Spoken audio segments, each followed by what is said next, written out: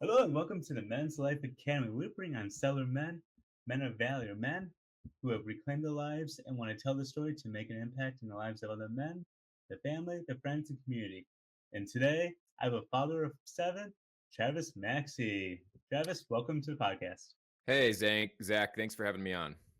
Hey, glad to have you. I just heard your story about having seven kids. I'm thinking, wow. So far, you win the cup so far for having the most kids on the podcast. Hey, it's a shirt I'll gladly put on every day. Yeah, glad to hear that. So a little bit about Travis. Travis is, as I said, a father of seven, and he's working to end the fatherless cycle. As you know, there's a lot of fathers who are not in the homes, whether they're incarcerated or they're not as active. So in this podcast, we're going to be talking about how men can reclaim their lives so that so we can have families go from fathers to fathers in the home. So Travis, why don't you tell us a little bit about your journey of how you went on to be on Twitter and YouTube and wanted to help end that fatherless cycle? Yeah, so that had to first start with me, and that's a tough journey. I'm going to leave most of the past in the past where it Sure. belongs there, but at the same time, at I got married at a very young age. My wife and I have been married for 14 years now. We've got seven children. Our seventh is going to come greet us in August, at the end of August this year. So very soon, our seventh will be with us. But we have six children presently in the household right now, and I had that mentality growing up that, what a man does is he, brings home the bacon. And so I that's essentially what I started doing when I got married and Mhm. started having a family. I didn't really know. No one ever taught me what it meant to be married. No one ever taught me what it meant to be a father. No one ever really taught me what it meant to be a man, other than some things that I picked up along the way. And so in my 20s, really discovering what this looked like, and I was failing colossally. Oh, And I realized, like, hey, listen, if this is like four kids in, they're all young at this point in time, but I'm like, if I don't change something, then I may not lose my family tomorrow. Divorce isn't an option, but I don't want to be two people living in a house, just kind of sharing kids. And so I had to come to that realization, like, man, I have to change, and if I don't change, then it's going to be one of those things where my kids are gone out of the house, and they're like, hey, if I see dad, great. If I don't, not a big deal. That wasn't who I wanted to be. And so mhm. I had to start with that choice. So what led you to making that choice? Was there a particular event that just, what was the wake up call Yeah, from making that yeah, decision, yeah. as we both know Tyler Todd, not wanting to be in that roommate ship? Yeah. So, man, a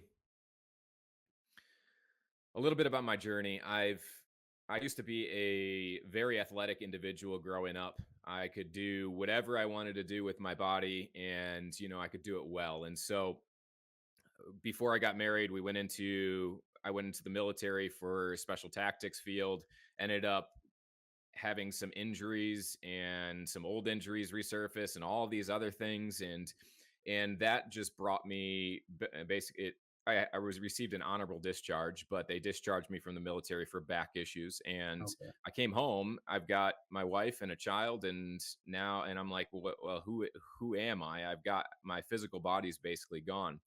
Well, since that point, I don't know, I think I had 8 surgeries, and 5 of them were major spinal fusions from 2015 to 2020. And in that time of brokenness, and it really took some brokenness for me to get to the point where I'm like, okay, I can't do it.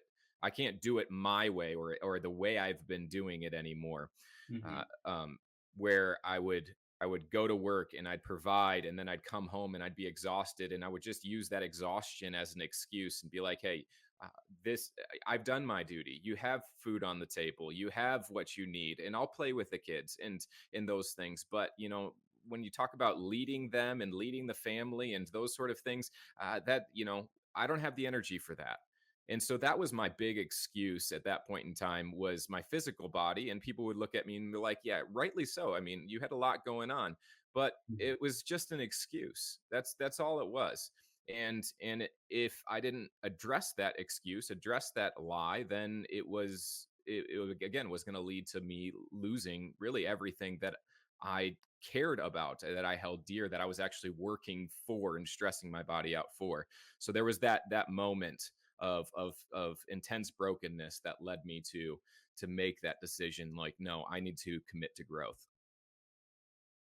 Yeah, I think that's it's a very common story to hear about. It's like there's like that one event and that brokenness, and when you kind of hit that version in your version of rock bottom, it really leads you to the only way to look up is up. Especially when you've fallen and gone through all the surgeries, and you're like, well, from a standpoint, I feel like I'm doing everything as a man. I'm providing for the family. I'm even playing with the kids Yeah. and doing the best I can. So, what led you on the journey of how to be a better man and discovering what does it even mean to be a man? Yeah. So my wife and my children, I had to do something, and honestly I didn't know where to start or where to even begin, and or even what the problem really was. Like when now looking back, I'm like, hey, the issue was the fact that I thought my role as a father was simply just to provide, or I thought my role as a husband was simply to provide, because that's, Hmm. you look around in the world and that's what you see is men who just provide. Right. And so I didn't know where to even begin. I didn't need to I didn't look it back and say, oh yeah, this is the issue, this is the hurdle I need to jump over. I didn't know where to start studying what it means to be a man, or anything like that. I just knew something needed to change, Hmm. and I fumbled through the darkness to change those things. So, did you like find like a mentor? Was it like a book that just like opened up your eyes to discovering, the qualities that you had to develop that is going beyond just like being a provider? Yeah, so to be completely honest and transparent, the real thing that brought me out of all of this, there's only one book, and it was just reading the Bible over and over again. And in that I realized, hey, this is if I want to be a man, this is the man I want to be like, Jesus. And then Hmm. if I want to be a father, I want to emulate God the Father. And so just reading that over and over really helped me. And then there's some other resources that have, and influences and people that have influenced me along the way, but none like that. Awesome. Was there a certain like passage that just is like, yes, this is like the father I want to be like a specific passage or story or just like message that really just like ring clear in your mind and heart and soul of this is what it means. I have a little bit more of a clearer vision of what it means to be a father. Yeah, so I can't say there's just this one overarching Hmm. passage. It's more of a bunch of the themes put together. But if I can point down to one verse, and I even forget the reference. I have to look it up every now and again. Uh, but a a slack hand leads to poverty, and the hand of the diligent makes rich. Mm. And I've taken that proverb, and I've applied that to literally every area of my life, because we have to be a steward over. I mean, I think that's ultimately, when searching and trying to grasp what it means to be a man, i've Yeah. i've understood it to be someone who is responsibly mature, someone who's able to have control over their emotions Hmm. and do what's right regardless of how they feel. And so in that maturity, that responsibility echoes into every single area of their lives. And so if I learn to have a diligent hand in everything, that means, in my job, in my friendships, in my maintenance of my homes and vehicles, in caring for my wife, and in leading my children, and all of those things, if I learn to have a diligent hand in that, then all of those areas will grow in richness. And so that was kind of a key. And then another key is where really the word instruction keeps coming to mind. Deuteronomy 6 talks about instruction, and Paul talks about it in his letters to Timothy. But instructing what you know to men, or faithful men who will instruct it to others. So the idea of passing on something from one individual to the next, to the next, to the next. And so that's also included in the definition of that I've formulated as a father, is instruction. Uh, so that Have you ever heard of the third generation principle? I might you've probably No, heard of it, I don't but think I have. Why don't okay. you explain it? Yeah, so I term it as a third generation principle, but essentially Okay. it's this: one generation comes under fire, and they're like, "Man, I'm gonna do this. We're gonna get things done. We're gonna get moving."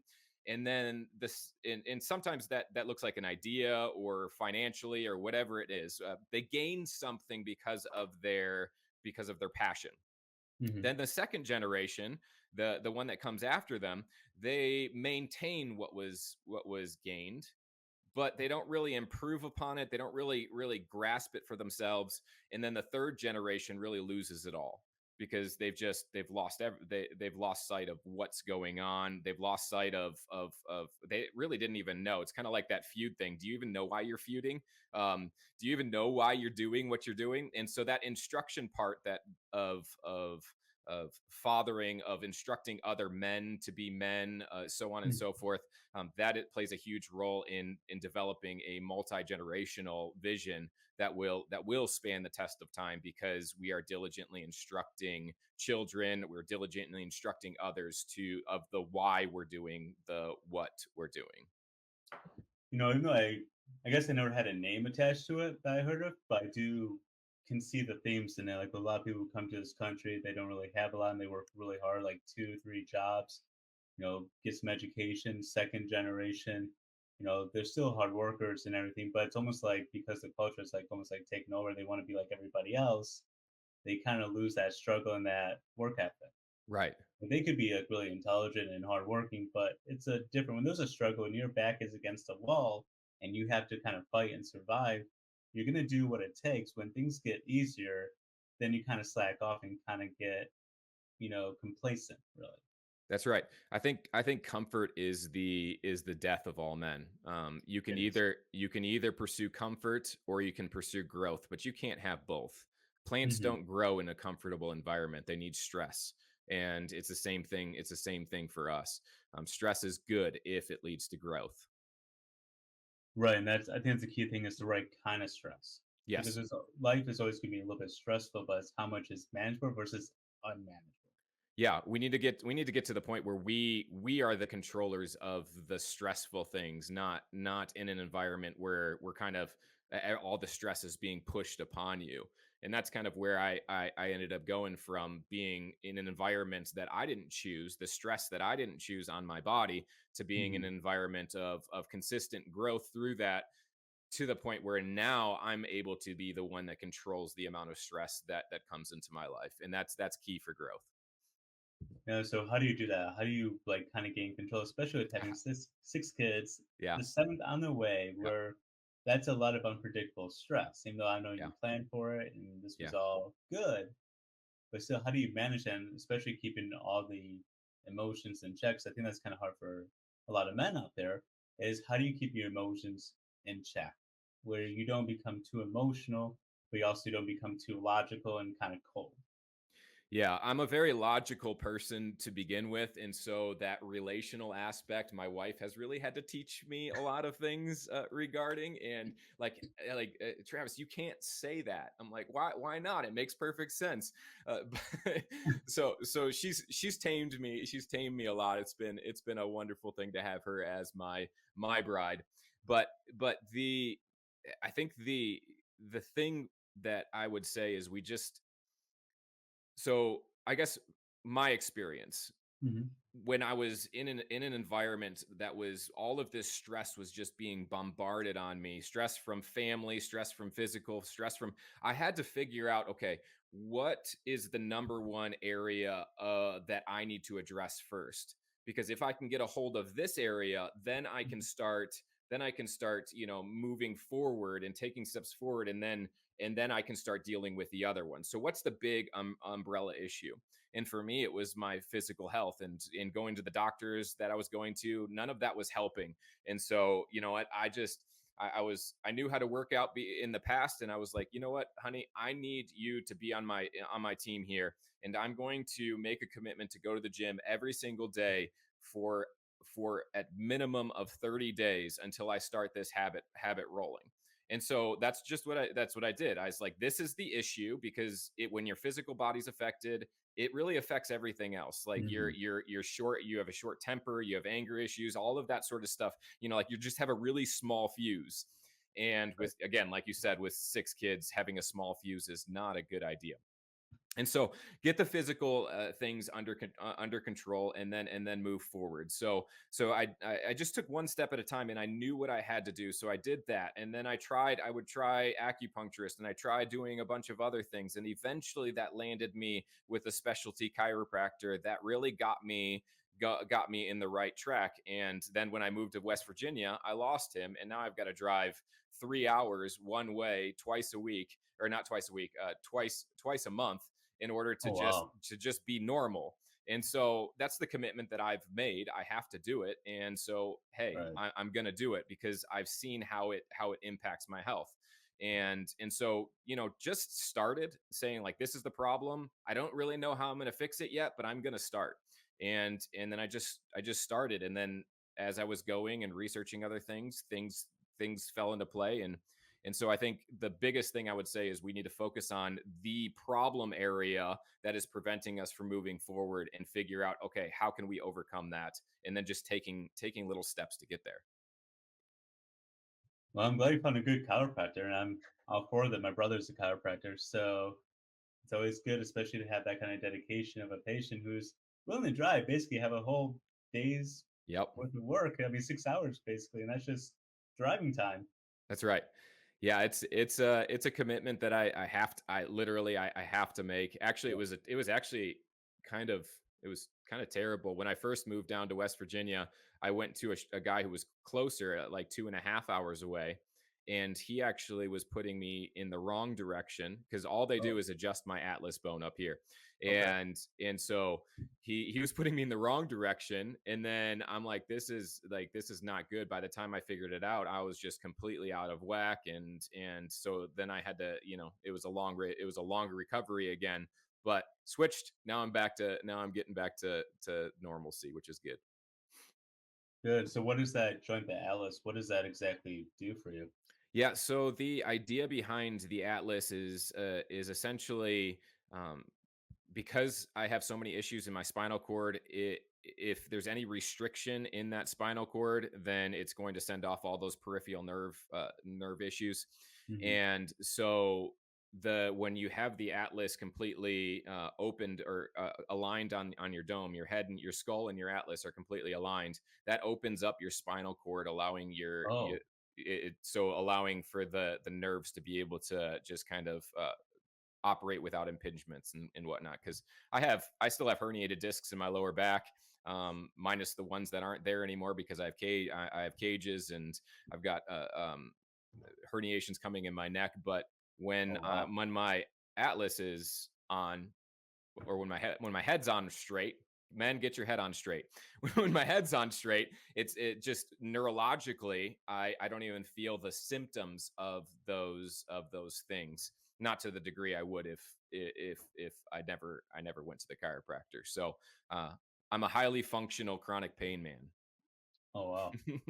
Well, it takes a lot of dedication to get your head on straight to do what you need to do to That's kind of right. help you live the life worth living and to pursue that and to not give up and to find what medicines. And one thing I always encourage, if you're with a doctor or something, they don't not getting a benefit from them, you don't feel like you can be heard or listened to, you might have to spend some time finding a new doctor or going back to a doctor Yeah. and making that risk. So what kind of exercises have you been able to do? Because your description of how your body is seems Yeah.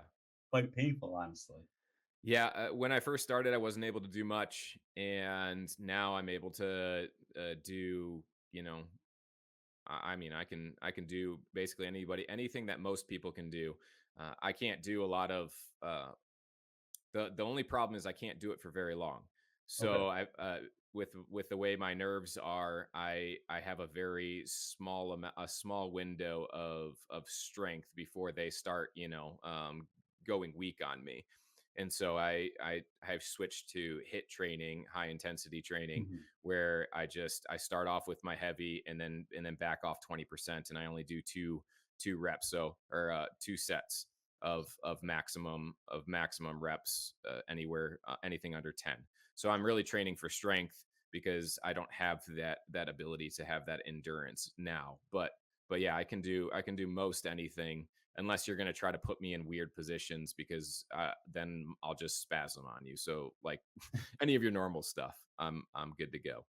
No, that's Yeah, sounds like a miracle, honestly, just it from all is. the hernias and everything that you can still do all the regular exercises. You know, to do sounds like you don't have to do too much modification, just weight No, adjustment. yeah, it's huge. My neurologist, in fact, back in Michigan, he said, "Hey, you're on a 15-pound weight limit. Like, you can't lift more than 15 pounds." And I obeyed him for a little while, and I'm like, I'm just getting weaker and weaker and weaker, and I can't even like hold on to a 5 gallon pail anymore. So Mm. I said, you know what? And if it's not hurting me, then if it's not making me worse, it might hurt me. But if it's not making me worse, then we're going to keep going and see where this train goes. And we did. No, that's incredible. So now kind of moving to reviving fathers, Yeah, what kind of led you to now you got your head on straight, yeah, you're getting your life more in order, you yeah, got your family ties, you're learning from your wife, which is huge because you got to listen to your wife. yeah, yeah, What led to now you want to get, that heart beating again, that revival back into fathers becoming more active into society, into life, and going beyond coming home, sitting on the couch, and ignoring the world or escaping the world? Because that seems to be the common theme of what people want to do these days. Is just because reality is so difficult, they just want to escape. yeah. So I've seen for years, since I've made this choice to become this father that this father that, well, really the phrase I use, the man that I want my kids to follow after, the man that I want my sons to marry, the man I want my daughters to look for in marriage. Since I've become that man, and again, it's still a process. I'm still Hmm. I'm still moving my way through that. But since I've done that, I've seen such a transformation in our household with with all of our children. Even people say teenagers are so unruly, and I say no. That's an absolute lie. We have one of the best teenagers I've ever met in my entire life. In fact, it was a couple weeks ago. I gave her a book from an author that I respected before, and he written clean fiction books and stuff like Hmm. that, and it was on sale. It was just right there in the cart, and I'm like, you know what, my daughter would like reading this. So I pick it up and I give it to her on her birthday, and she's super excited to read it. She sits down. This is on her birthday. 20 pages in, she's like, "Dad, I can't read this anymore. It has values that we don't share." And so she literally said, I didn't want to stop reading this. I wanted to keep reading this, but I knew that it was wrong for us because it doesn't align with our values. And so she said, "Here you go." And I mean, but does anybody know of any teenager that's going to do that? Or No. are most teenagers nowadays sitting in their bedroom scrolling over things that they're like, "Hey, dad, if dad was sitting over my shoulder, I wouldn't be scrolling over." So I can trust her, and she didn't grow up with this foundation. And so I've seen the way I can say many things about my 11-year-old son too, Mhm. but I've seen the way that intentional, diligent, again, that diligent hand that leads to richness, that intentional, diligent fathering, the impact that can have and does have on the culture, on the culture of the family. And then I started. So that was just experientially. I'm looking at that. I'm like, this is awesome. In fact, our families at the point, and I think I told you, where people are actually paying us at restaurants. So Yeah, you did. sometimes we went on a this is not just one occasion. This has been multiple occasions where we've gone to restaurants, and people are like, "You know what, I just love your family." I'm like, "What do you love about you? We're just sitting here enjoying a meal like we would at home, and the kids are all just sitting there doing, playing nicely together, and there's no screens out and all of that sort of stuff." And they're like, we just want to pay for your meal." And Oh, one time I had two people at different times in the same meal come and give us. So we not only did I have our meal paid for, but we actually made money going out to eat. uh and then another time during during Christmas season, we were walking through our local mall, and the guy was just like, and we had we were our kids were like, you know, kind of in a single file line, because we have a, you know, you when you have eight a family of eight, you Yeah. can take up a whole area if you want to. So we had them walking in a single file line, and they were just giggling and enjoying themselves. And this guy comes up and he's like, you have a great family. Here's some money. I'm like, cool, this is great. And so I started realizing that people want this. They not it's like they crave uh, what a real family should look like, what a healthy Mhm. family should look like, but they don't know how to get there. They have no idea where to even start.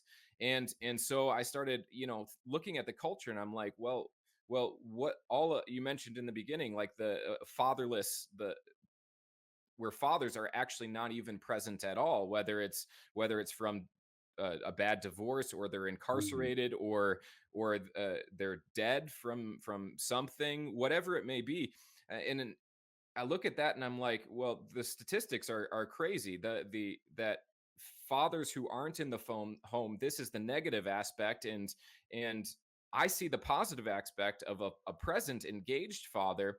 And then you look around at the culture and you're like, well, a lot of this stuff in the culture, what's the real problem? People blame all sorts of things, but uh, I think one of the largest problems that we have is the fact that their fathers don't presently engage with their families in the home. They don't lead them. And that really kind of started back in the 1950s. Mhm. And so since then we've seen our values in America decline, and now we Right. don't even know what we stand for the most part. And so I'm like, well, I've got something. I've got a passion for family. I've got a passion for children. I've got a passion for seeing the world changed uh, in the next generation, because I think the change now is just like a band-aid. And so seeking to Right. change the next generation by impacting fathers presently today, so that their children can grow up and give values back to the society, and that their children can grow up, and each generation, each family has a higher ceiling to operate off of than the last one. And so that's kind of how that all birthed. No, it's amazing because especially when you talk about so much with instruction being taught, I always go with like things are skills and you have to Mhm. be taught how to do things. It doesn't necessarily matter if it's kind of common sense, you still have to be taught how to do it, right? You have to be Yeah. taught how to be kind, you have to be taught what it means to be strong, you have to be taught these things and how to have values, but also provide a why do we have to have these values? Yeah. Why can't we be like the Joneses and, sit with the 80, 80-foot screen or 80-inch screen and TV and have dinner and watch TV and have tablets, phones, and all the gadgets out. Why do we have to sit here and like talk to each other? Right. Because it's stealing from family, Yeah. and it's not fostering any sort of growth action, period. And science is proving over and over again that you should not give your children screens, for Hmm. many reasons, the dopamine response. But in my opinion, screens don't have filters. They don't care who's watching. Right. It's not like you if your child's watching a tractor video on YouTube, that you're like, hey, this is really innocent, and so I'm just gonna let my child sit down and watch this for a minute. Well, you don't have control over the ads that pop up. Right. And a father's duty, one of the father's duties, which traditionally there's three pillars of the father's duties and responsibilities: provision, protection, and disciplinarian. You can't argue with history. Those are the things that across the board, across cultures, that fathers should be known for. And that's in a holistic sense. It's not just protection in terms of physical protection of someone seeking to physically harm your family. You've got to protect them in their emotions, in their mind, in their intellect, in their spiritual, and in their physical as well. And so you're called to a holistic protector. And if you can't control the outcome of what someone is going to see next, then you shouldn't put anyone in that situation. Yeah, especially, and I work with a lot of families sometimes, and is kind of shocking because you could be watching something innocent and then you get into now these like adult cartoons that are like on YouTube and different places like that are just drastically inappropriate. But you're not gonna notice that unless you literally sit down with a kid. Like one of the bigger ones was like Jeffy. I remember Yeah. when I was working with students and they were all about Jeffy, and it was like teaching you everything you shouldn't do, not Yeah. to listen, to be inappropriate. Like all these kids would have this like the saying, like, where's the saying coming from? Yeah. Looked it up. I'm like, oh, oh boy, Yeah. this is not good. Yeah. Another example is have you interacted with the Peppa Pig? Yep. Oh my. I've never watched Peppa Pig, but I've Okay. heard like it's like this like pig that doesn't listen, always backtalk her parents or something like that. Is that accurate? Yeah, I think so. Well, I mean, I haven't seen it for many, many, many, many, many years. But when our kids were extra young, we were like, hey, you know, this is clean, it's good, you know, because we're judging based off of, you know, are they saying bad things and Right. all of that. And a part of our our parenting continues to grow. And we realized when we were watching one time, I don't even know if anybody pointed this out, but my wife and I realized we're like, the dad is the dummy. Like the dad is the one who's in one episode that really just turned it on for us. He's the one that starts a fire that all of the women who are the volunteer firefighters, they're all the moms that they end up having to come and put out. And then we start thinking like, hmm, is that what this is, the messaging that's coming across here? And looking back to the other episodes, we're like, yeah, the dad is always the dumb one. The dad's just the one who kind of provides, but then is just the entertainment of the family rather than the actual leader of the family. Hmm. And we're like, they're seeking to teach our children things that are just wrong in a clean entertainment. And so I mentioned that because you know it goes beyond just whether something's clean or what, you know, you were mentioning, Zach, the messaging behind the show or all that stuff matters too. Does. Yeah, and it's the more you realize that, I remember someone pointing this out, like, why is all the cartoon dads fools, idiots, and Yeah. drunks? Right. And then I started thinking about all the shows I watched growing up, nothing thinking of it. And then I'm like, wait a second. Mm, yeah. You know, almost Homer Simpson, Yeah. you got Peter Griffin, who are just like these hypersexual, inappropriate people, and you're kind of like, why was I even watching this stuff? Like, why did I even care? Yeah. Why did my parents even allow this? Like that's kind of crazy to No, me. that's a very good point too. And so another thing that really shaped my journey, looking back, that thing. Why would parents even allow this? Was one time I was a senior in high school, and again, sports were my everything because that's Mm. how I judged my performance. That's how I really got my value is my performance. And I split the knuckle on my pinky, like literally split off Ooh. the bone, and ended up, I played the whole season that way. It was crooked, all of that sort of stuff. And I was a quarterback, so that sucked because every time you took a snap, you got like sharp pain up your wrist and everything. But the bone ended up healing that way. And after the season, my dad takes me to this hand specialist, and he looks at my dad and he's like, why did you allow him to keep playing? Like, this is it wasn't his choice to make. You were his Mhm. father, you were his guardian, you were to be the one that was to be directing him to make the right decisions and directing him to make the right choices. And he I mean, he tore into him, and that was a lesson for me, is to say like, hey, listen, it didn't resurface until later on in life, but like I can't, just allow my children to say they want this or they want that. I need to be the one that guides them and directs them because they don't have the emotional maturity to make those decisions for themselves. Yeah, and even being asked a lot of questions, like I remember being asked a lot of questions, like, "Why do you like this?" I'm like, "I don't know. Just it's just there." Yeah, And yeah, so sometimes you don't really recognize it, and you don't recognize all. And people can point out different things to you, but like until you like really sit down and think about why do I like this? What is this teaching you? I remember, I can't remember where I heard this from, but someone basically had their kid who, let's say, maybe tried like a cigarette, and they say, "Okay, I'm not going to tell you what you can't do, but what I want you to do is I want you to write out what's in a cigarette."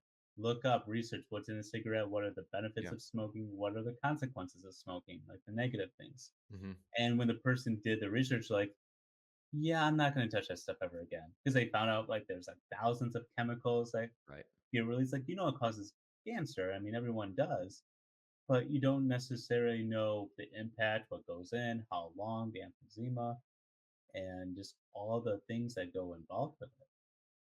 Yeah, and that there's some wisdom in that. Yeah, absolutely. We want to be the ones that are guiding them and really the ones who are influencing their behavior. We only have them for what 18 summers at really max to really influence Hmm. them, and we have to use that time to prepare them for adulthood, which is how they're going to spend the vast majority of their life.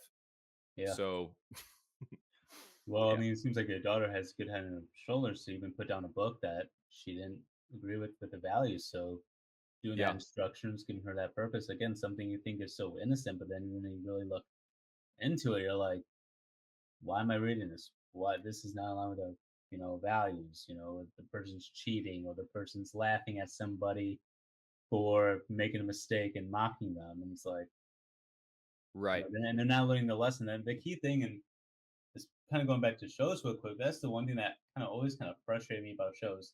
They take this time, they make their mistakes, they blunder, they learn from it, but then like the next episode, they're back at it, and they never learn. There's never that thought of, oh, I might be making the same mistakes. Okay, fair enough. We all make the same mistakes, Yeah.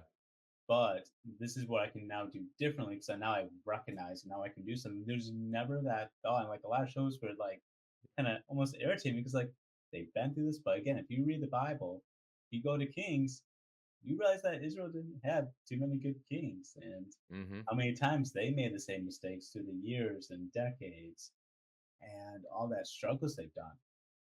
Yeah, 100%. There, and I laugh because there's a one time we typically always use the aux cord when we listen to things in the Hmm. van driving, but one time we were in transition, and so we the radio was on when we were transitioning, and this is what we caught of the song, the glimpse of the song that was on the radio.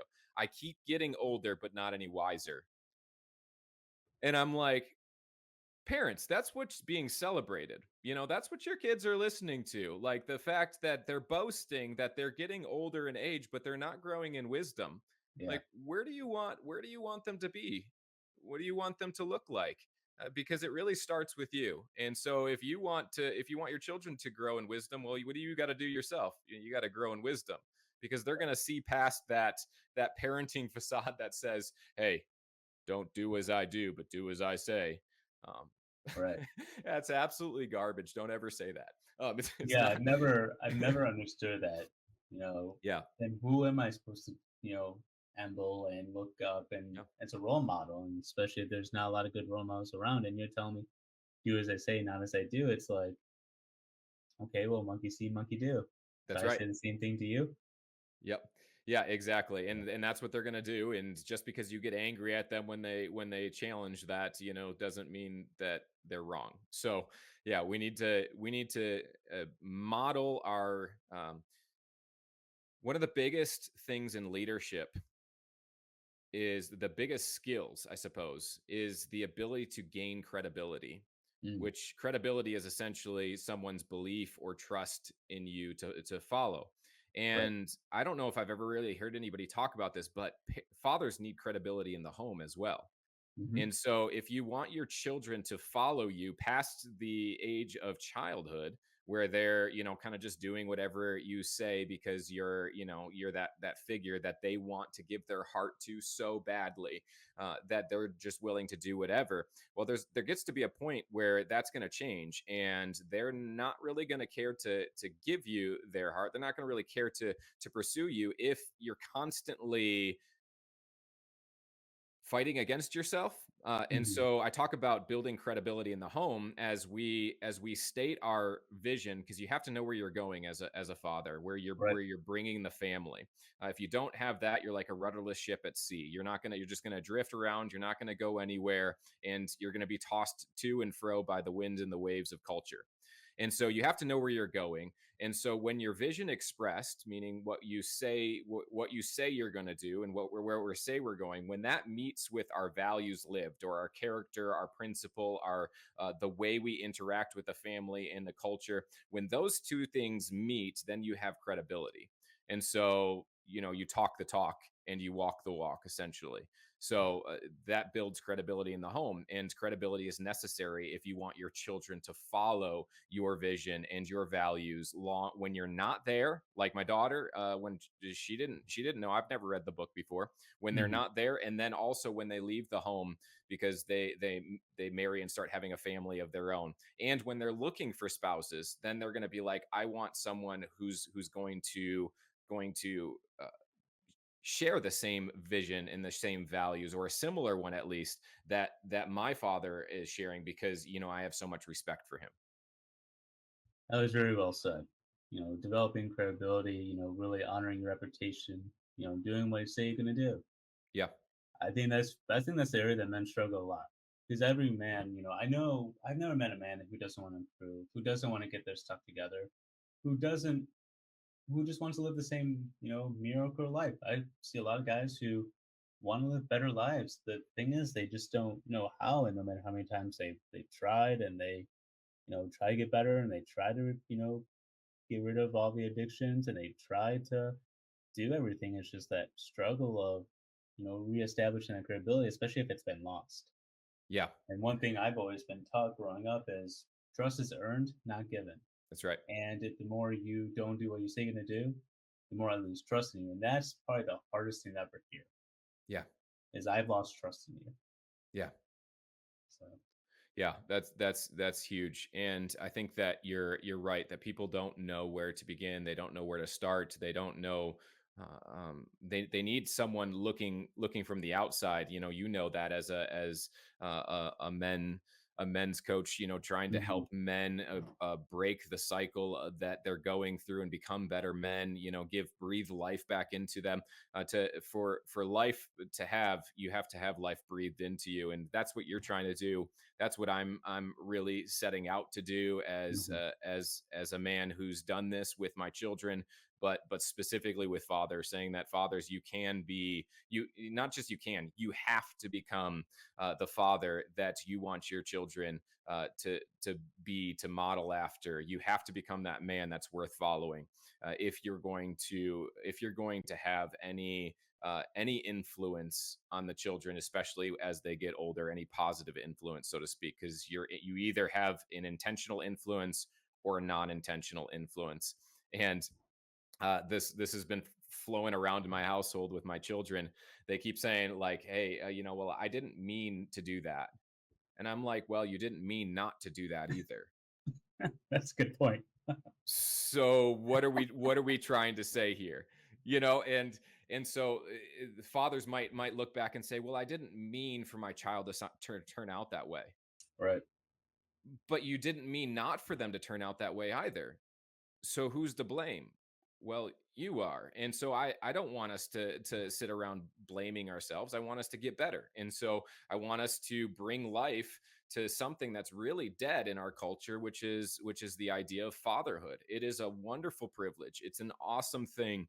And when your children are walking in the way that you really are like, this is the way I want them to walk, the fruit that keeps coming into your lives from other people talking, from you seeing, and it's so sweet. Yeah, one of my favorite words I learned about kind of a few years ago, maybe more at this point, honestly, was basically it's German and Hebrew mix. It's called Mensch. Okay. And what Mensch is, at first when you hear the word, you know, do you think it's a positive word? Okay. No, I'm kind of asking you, like, do you think Yeah. if I, I mean, the way you framed it, yeah, I would have assumed that you're going in a positive sense. well, you'd be correct. Okay. So, because when I first heard the word, I'm like, I don't really know what that Hmm. means. And all it means is a good person. Okay. Like you want to be a match, like you want to be a good person, and to define what is a good person. And in this Yeah. case, what is a good man? Someone who lives by example, someone who, they listen to music that's uplifting. They Hmm. they make sure if they have to be the bad guy, they're the bad guy per se. Of Yeah. we're not going to watch this because this is not in line with our values. It's like, nope, we're not going to watch this. It's taking that time to explain we're not going to watch this because Yeah. this show has nothing but cheating on it. Like Right. I remember I was watching a movie and I turned off probably within the first 10 seconds, but I was kind of disappointed. It was Pilot Hmm. by Denzel Washington, Okay. I haven't seen it. I and heard of it, but but basically the scene opens up with like an affair, okay.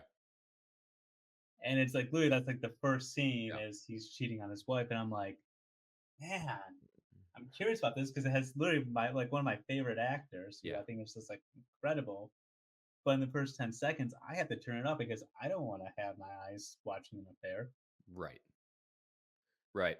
Yeah, we need to be diligent in you set the tone. Like you said, like if you're not doing it, then they're not going to do it later. And that's again, like the hard you said you didn't want to do this, but you did it anyways. Right. And even communicating that to your children is important, is saying like, hey, I didn't want to do this, but this is why I did it. You said that the why.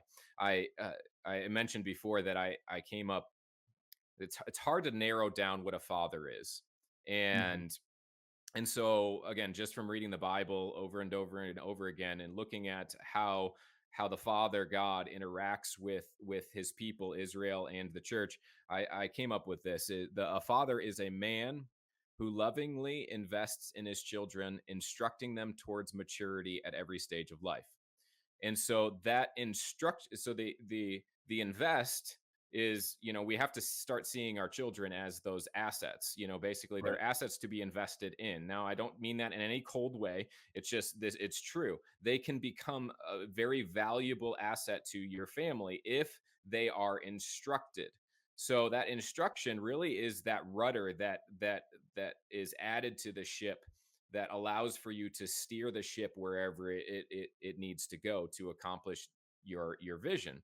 And so that instruction really gives the why behind the what. And so you sit down and you're this you put a movie on, and it doesn't align with your values, and you turn it off immediately. And then you Hmm. look at your children, or if you have any older children who are sitting down to watch it with you, and you say, do you know why I had to turn that off? And then you instruct them as to the why, because that's how the third generation principle that we started off with is blown away, blown out of the water. Because when your children understand the why, they start having a family and they start instructing their children according to the same why, then you never have a second generation that just maintains. You always have a first generation that's instructing on the why, and Hmm. always have a first generation that's coming up with their a renewed, not a revived, but a renewed vision for the family, and a renewed sense of values and principles as the culture continues to shift and change. And when you have that first generation consistently adopting everything themselves, then you have a perpetuated family that continues to go on far, far, far after you're dead and gone. I like that because that way it's leaving that legacy of always being renewed, always being refreshed. And that way it doesn't lead to the second, third generation principle of losing that value, losing that heart of that hard work, that discipline, Yeah. and just that value. So I know we're talking about a lot about structure. So how do you put in structure into your family? Yeah, so a lot of the so we have a part of our vision statement is that family will be the number one priority. Okay. Outside of God, that family is number one priority. And so that's a part of that vision statement of where we want to be. And because my wife and I are looking 60 years down the future, and we see each and every one of our children, and we see each and every one of their children as they're growing up. And so we've got, I mean, you talk about starting off with seven, at minimum seven kids. That's, seven opportunities for more grandkids, and each one at Right. least has three. You got a pretty, you got a pretty big lineage going on Yeah. there. And we look at that and we're like, you know what, we want family to be like the number one priority, so that where they say, hey, listen, dad, I've got this job opportunity, but it's going to take me to Washington, and it's giving me a significant amount more money. And you say, well, son, what do you think you should do? He says, well, dad, you've always taught me to value family, and though I'm taking my family with you, I'm leaving all of this behind, so I'm not going to Mhm. take the job. And so that's what we want, and that's what we're going for. And so a lot of the daily structures are filtered around that, around Mm. how do we make family enjoyable, how do we make the family unit function together.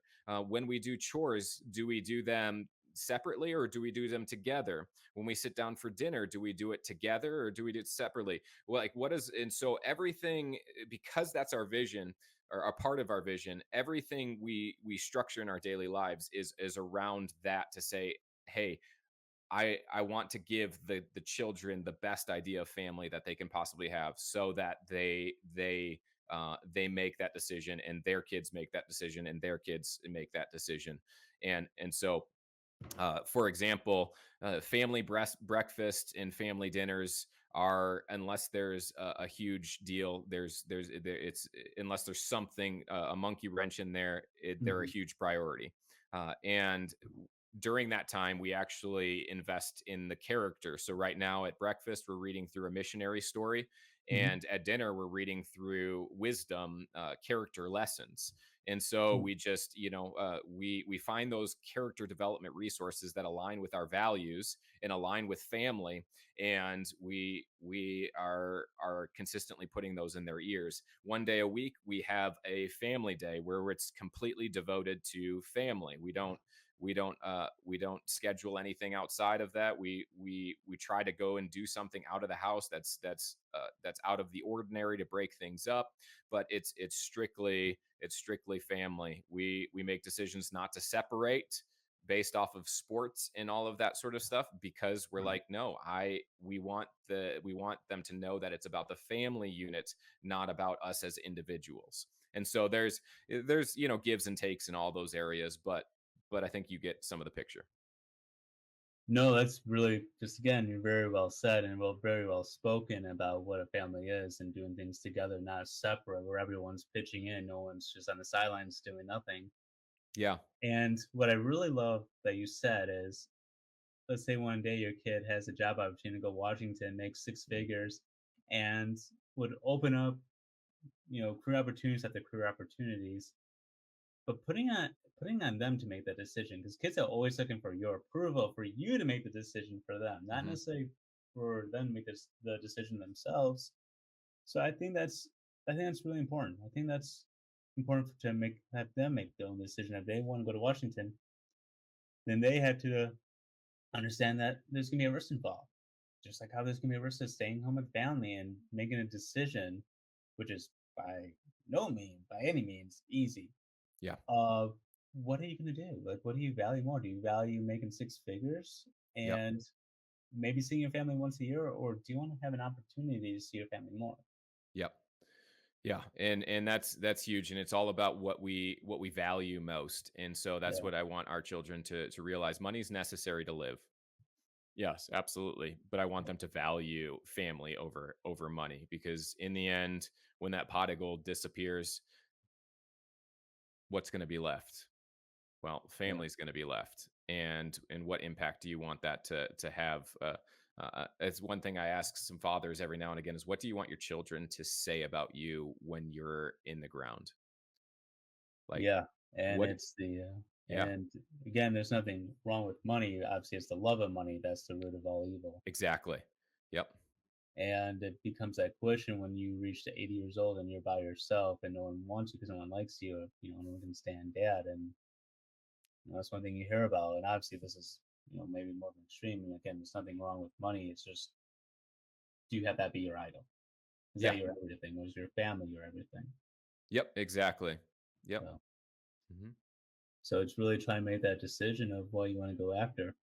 And so, if you're a man watching this video, watching this podcast, I just really encourage you just to take a hard look at yourself and to see that you can improve. Mhm. It's not too late. You can be 10, you can be 20, you can be 40, you can be 80. You can always, bring about revival to yourself. But you Mhm. have to admit that there needs to be some changes that you have to make. And that all starts with doing what you're saying to do. If you're going to get up at a certain time, work your hardest to get up at that time. Go to bed earlier. Mhm. Interact with more with your family. Forgive each other. So that's something that's also missing is that forgiveness piece, knowing that, Yeah. fathers are going to make mistakes. Men are going to make mistakes. People are going to make mistakes. We're flawed.